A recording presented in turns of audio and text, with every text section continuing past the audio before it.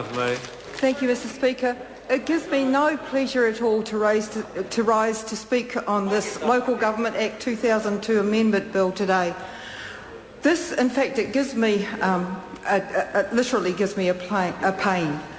This bill, if it is simple, as the previous member describes it, must have been conceived by a very simple person. The minister that brought it to the House has a simple philosophy, and that is no representation, no consultation, no tangata whenua. The Māori Party put our minority view into the report, and we made it very clear in that, and my colleague Tūrero Flavel, when he spoke in the previous reading last night, spoke about my report, but what it points out is that there are some key areas in regard to the Act which this bill amends that must be addressed, but none more so than that of tangata whenua participation at local government level.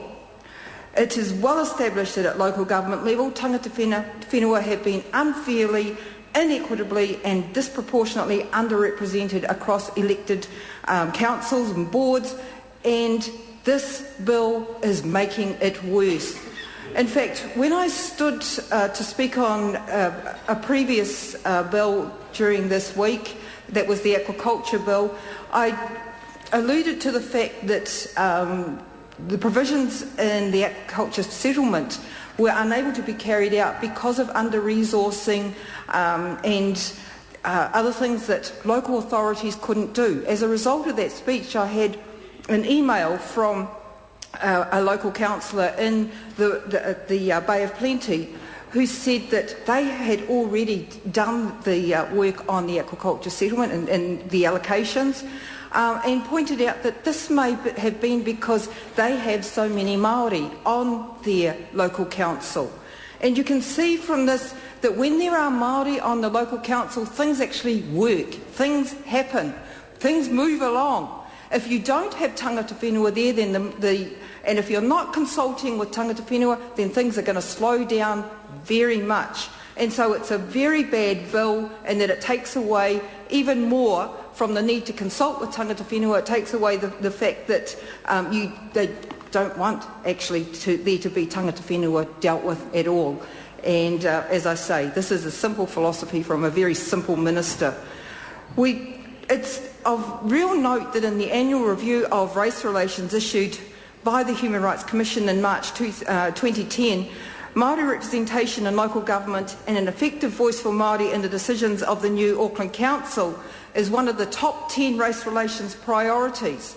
And I think that this is something that is not given enough airtime, that we are, by taking away the representation, by taking away consultation with tangata whenua, we actually are creating a rod for our own backs in the area of race relations. And I think that this House needs to be taking the lead in creating good race relations here in this country, and this bill is not going the right way. It is definitely going the wrong way. It is something that everybody is concerned about, except unfortunately for the National Party led by the ACT Party and this simple minister.